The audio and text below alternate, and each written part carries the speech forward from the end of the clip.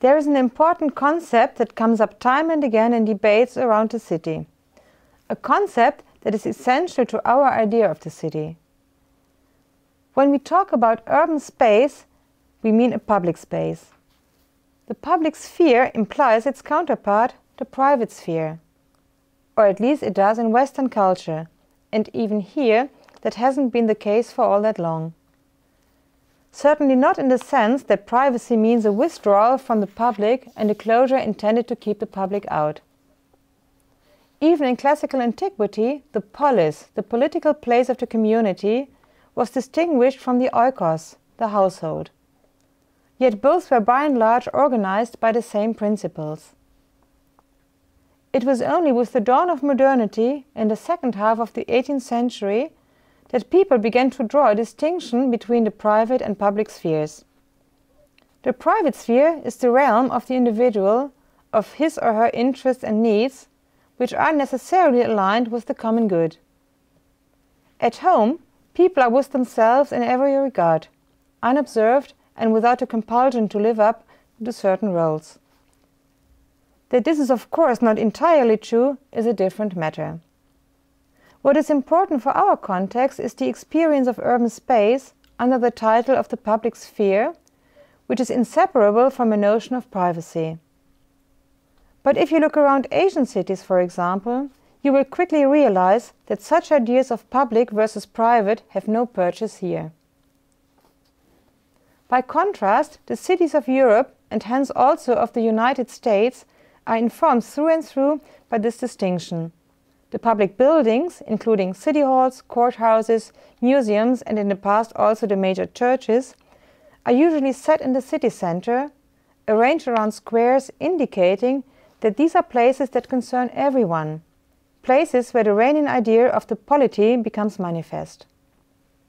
By contrast, residential neighborhoods, the very term neighborhood is telling, are based on small-scale structures adapted to everyday needs.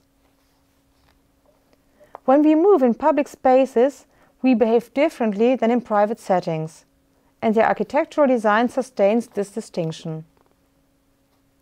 Gestures of representation as well as openness on the one hand, enclosed spaces with regulated and protected access on the other. Berlin's Altes Museum, for example, which Schinkel's overall plan for the city centre set in immediate vicinity of the Stadtschloss, the castle, beckons with a broad staircase leading up to an open portico to set the mood for the spiritual ennoblement that awaits us on the inside. Private residences, by contrast, stage a series of thresholds that demarcate as well as admit, from the fence to the front yard to the front door and the hall it leads to, which delineates another differentiation between entirely private and semi-public room within the house. As I've said, the notion of private versus public does not apply to all periods and cultures. So as you design a city, it is important that you ask yourself which ideas of community will be operative in this city and in which ways this new city's layout and structures can and should accommodate these ideas.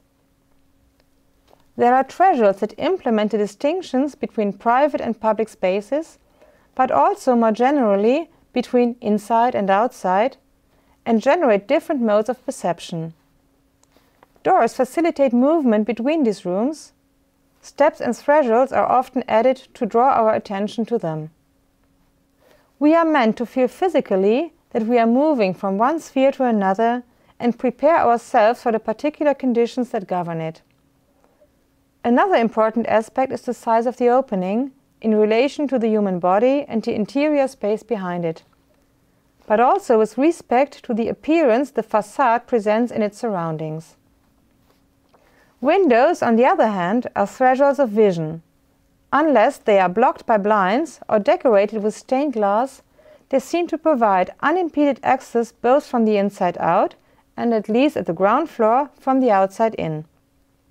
Looking through them, we are often led by the transparency of the medium to be oblivious to the limitations that constrain our perception.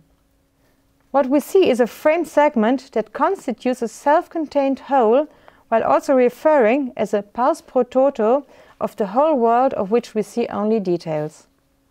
One wonderful example of how we read the world in looking through a window is a movie you've probably all seen, Hitchcock's Rear Window.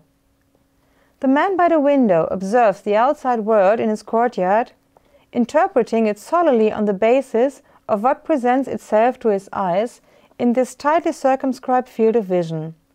The latter, however, is multiplied as Jeff, looking out his window, looks into other windows and then ratchets up his work of dissection and analysis using a camera and lenses. In the end, he has correctly assembled the pieces of his window view jigsaw puzzle and identified the murderer. Virtually no one has given clearer visual expression to the fantasy of ruling the world through the gaze from the window than Julius Schulman, with his photographs of spectacular American classical modernist homes. So glimpses of the inside and views of the outside world, as well as passages of access and transition, are crucial to our perception of urban spaces. These thresholds can only be planned to a limited extent in the overall design of a city. Still, it is important that you keep them in mind as you parcel out the space. Even if you do not design interiors by laying out a city structure, you effectively make far-reaching decisions concerning the forms of residential life that will be possible in it. That's because interiors exist only when there is an exterior as well, and the relationship between the two determines the particular quality of living in the city. To which extent the concepts of the public and private spheres are still suited to describing this relationship is one of many open and I hope productive questions I want to raise.